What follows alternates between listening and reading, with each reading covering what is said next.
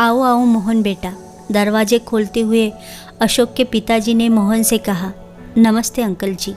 पैरों को छूते हुए मोहन ने कहा। अशोक कह रहा था पापा ने बुलाया है तो मैं तुरंत चला आया। बताइए क्या बात है अंकल जी।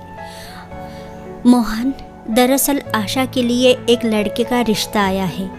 मुझे जिस तरह बताया गया उस तरीके से लड़के का घर, कारोबार और वो खुद देखने में भी अच्छा है। अभी उसकी फ़ोटो दिखाता हूँ तुम्हें। अरे वाह, ये तो बड़ी अच्छी खबर है अंकल जी। कहाँ है आशा?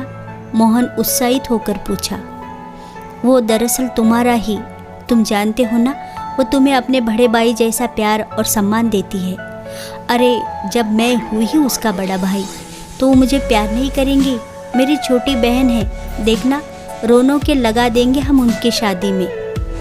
क्यों अशोक? हाँ भाई, मगर वो मुझे भी तो कुछ समझे। बस मोहन भैया जैसे तो मैं हूँ ही नहीं, मुंह बनाकर अशोक ने कहा। और नहीं तो क्या, मेरे मोहन भैया तेरे जैसे फिजूल की बातें नहीं करते, कुछ भी उलझ झुल कहता रहता है। अरे अरे, तुम दोनों फिर से शुरू हो गए, पिताजी गुस्से से बोले। आखिर बात क्या है, मुझे भी तो बताओ, मोहन बोला। अरे भाई, होना क्या है, लड़का इससे अकेले में मिलना चाहता है, जैसे आजकल होता है। उसे लगता है कि पहले लड़के लड़की को आपसी सहमति होनी चाहिए, घर वालों को बाद में मिलकर मुंह मीठा करवाना होता है। मेरा मतलब वो एक दूसरे की पसंद नापसंद कंप्लीटली देखना चाहते हैं कि कल उनके जीवन में कोई परेशानी ना हो। मोहन कहता है वो चाहता है तो मिल लेना। यही कहा। अब यहाँ अकेले में घर पर क्या जान समझ पाएंगे दोनों, बस इतनी सी बात है, अशोक बोला। तो परेशानी क्या है अंकल जी? मेरा मतलब आशा, तुम्हें अकेले जाने में डर लगता है तो मैं और अशोक अलग थोड़ा दूर रहेंगे। नहीं भैया, दरअसल मुझे समझ नहीं आ रहा ऐसे में कैसे कोई निर्णय ले सकती हूँ, वो अच्छा है या नहीं। पंडित जी पापा से उनके बारे में बहुत अच्छा बोल रहे थे, मगर मुझे डर लग रहा है। यहाँ पापा होते, आप होते तो आपकी सहमति से मेरे आने वाले जीवन के लिए निर्णय ले सकती थी। अब वहाँ अकेली, भैया कुछ समझ नहीं आ रहा मुझे। कहते हुए आशा आकर मोहन से लिपटकर आंखें साफ करने लगी। पागल, तुम्हें अंकल जी ने पढ़ाया, समझदार बनाया, किस लिए कि ज़रा सी बात पर घबरा जाओ? विश्वास करो, एक पिता अपनी बेटी और हर भाई अपनी बहन के साथ हमेशा रहते हैं। तो आप ही कुछ बताइए कि मैं कैसे? मोहन ने आशा से कहा। देखो, जीवन में अमीरी गरीब होना ज़रूरी नहीं है, अच्छा होना ज़रूरी है। तुम्हें उसकी अमीरी से प्रभावित नहीं होना और ना बड़े घर कारोबार से। तुम्हें उसके स्वभाव को देखना चाहिए कि वह खुशी में और गुस्से में कैसे व्यवहार करता है, खासकर अपने से कम हैसियत वाले व्यक्ति के साथ।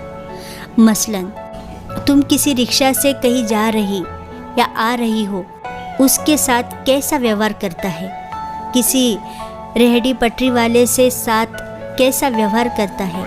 आशा, अगर जीवन साथी व्यवहार से अच्छा हो तो वह तुम्हारे हर कदम को समझेगा। जीवन में उतार चढ़ाव आते जाते हैं, ऐसे में ये स्वभाव व्यवहार ही तय करता है कि हमारी कितनी निभेगी। तुम उसके साथ जहाँ जाओगी उसके व्यवहार पर नज़र बनाए रखना। तुम्हें निर्णय लेने में कोई भी दिक्कत नहीं होगी, यकीन मानो। मोहन की बात सुनकर अब आशा मुस्कुरा रही थी और अशोक को चिढ़ाते हुए बोली, देखा, इसलिए मैं मोहन भैया को सम्मान करती हूँ। और तू है कि कह रहा था कि ऐसे में हर लड़का अपने आप को किसी अमीर बाप का बेटा दिखाने से नहीं चूकता, तो हर लड़की खुद को गोपी बहू दिखाने से भी नहीं चूकती। आशा की बातें सुनकर सब हंस पड़े।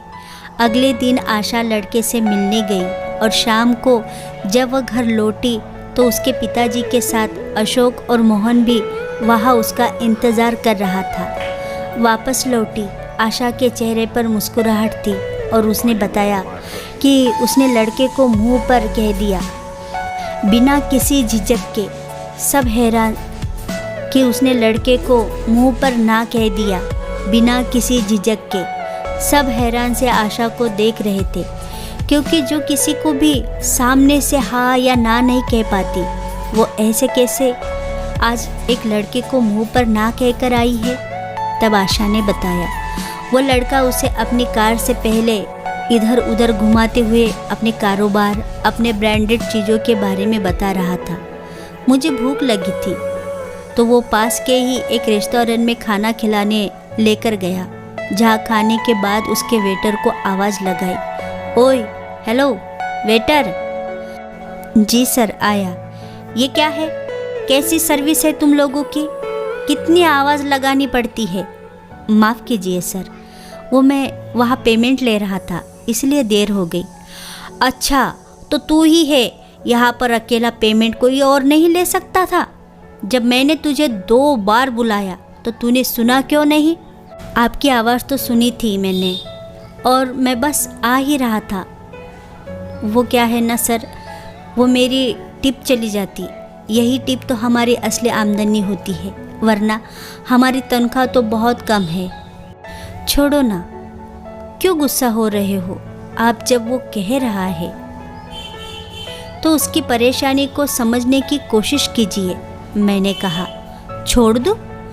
तुम नहीं समझती, ये बड़े मक्कार होते हैं। इन्हें इसी बात की तनख्वाह मिलती है कि हमें किसी बात की परेशानी ना हो, लेकिन ये जानबूझकर। और क्या कह रहा था, तेरा मालिक कम तनख्वाह देता है? तो चल मैं तेरी शिकायत तेरे मालिक से करता हूँ, तब पता चलेगा तुझे। पापा, उसने उस बेचारे वेटर का कॉलर पकड़ लिया था। मुझे बहुत बुरा लगा तो मैंने कहा, ये क्या कर रहे हैं आप? ये कैसा व्यवहार है? किसी से ऐसे बात करते हैं क्या? तो बजाय वो उसे छोड़ने के मुझे घूरने लगा था। मोहन भैया, उस वक्त मुझे आपकी बात याद आने लगी कि किसी भी इंसान का स्वभाव इस बात से समझ आता है कि वह अपने से कम हैसियत वाले व्यक्ति से कैसे बात करता है। बस मैं उठकर खड़ी हो गई और तुरंत उस वेटर से माफ़ी मांगने को कहा। वो भड़क कर मुझसे बोला, तुम तो ऐसे बुरा मान रही हो जैसे ये तुम्हारा रिश्तेदार हो। हाँ, ये मेरे रिश्तेदार है, मेरा भाई है। और कुछ तुम मेरा जवाब जानना चाहते हो ना, तो मैं तुमसे शादी नहीं करना चाहती। जिसे इंसान और इंसानियत का मतलब भी नहीं पता हो, ये कहकर मैं बाहर आ गई। भैया, सच कहूँ, उस वक्त मुझे ज़रा सा भी झिझक महसूस नहीं हुई, बल्कि मुझे ये एहसास हुआ यदि इससे मेरी शादी हो गई तो मेरा जीवन सचमुच बर्बाद हो जाता। जो किसी की बात, किसी की परेशानी नहीं सुनना समझना चाहता, वो जीवन में आने वाली उलझनों को क्या समझेगा और क्या सुलझाएगा। मैंने सही किया ना पापा? कहकर आशा अपने पिताजी के गले लग गई। वही अशोक और मोहन उसे और उसकी साहसी हिम्मत देखकर मुस्कुराते हुए अपनी भीगी हुई पलकों को साफ कर रहे थे।